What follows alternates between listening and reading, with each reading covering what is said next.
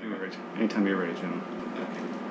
Hey, this is John Petrucci, hanging out backstage in San Francisco, and I want to take a minute to talk about the great, incredible Mark V and how I use it in the studio and how I'm using it on the road live.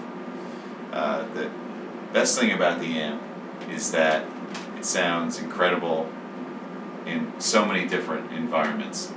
In the studio, I brought the amp in. My plan was to use that amp for cleans, for rhythms, for leads, for everything. I did also, for my collection, bring in a couple of C pluses, bring in a rectifier, have them on standby, A-B things, make sure everything was good. But when it came down to it, I just ended up using the 5 on everything.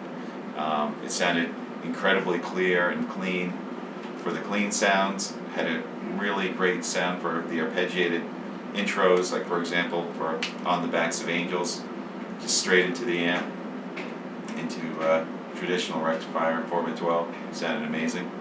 All the rhythm sounds on the amp, whether I'm using the 7-string or the 6-string, or the 6-string tuned down to D like on Lost Not Forgotten.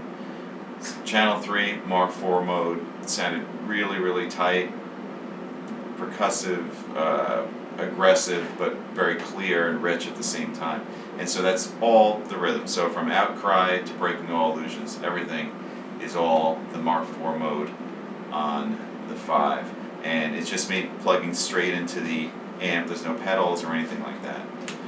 When it came to the leads, for years, I've always gone to my C pluses. That's an incredible amp. That's my trusted solo sound. And when it came to do the leads, I plugged into that amp and I was playing with it. It sounded pretty good. Something wasn't quite right for whatever reason.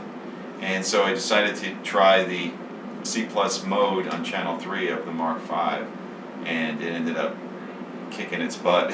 And that's what I used on all the solos on the album. So Lost Not Forgotten, Breaking All Illusions, On the Backs of Angels. Anytime you hear a guitar solo, that's the Mark V in C plus mode, and I used the triode setting, and not even a lot of gain. There's no pedal.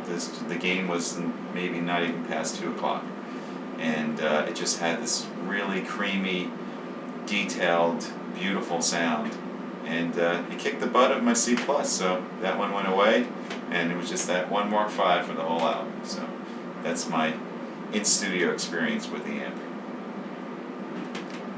So for live, let me talk about the setup that I'm using in my live rig on this current tour.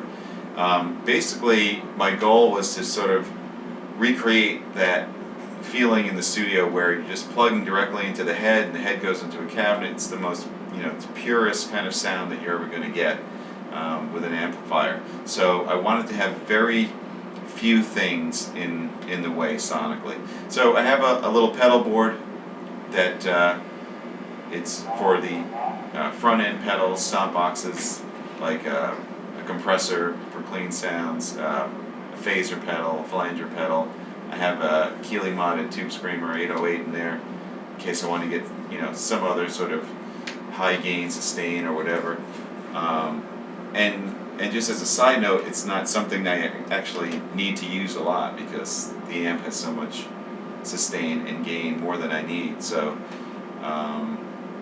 that pedal is for certain situations where you just want that little bit of extra.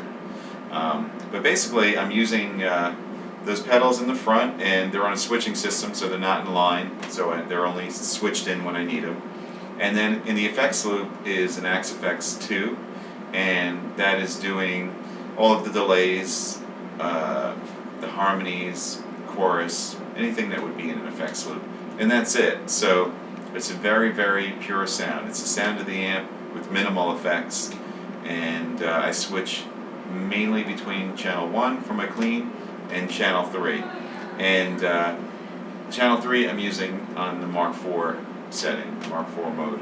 I find that that's the most versatile for me. In the studio I was able to switch the amp, go into C plus for leads, but for me for live I can stay on that one Mark IV setting, and it's great for rhythms, it's great for leads. Like I said, if I need that Tube Screamer I can punch it in, but like I said, for the rare occasions.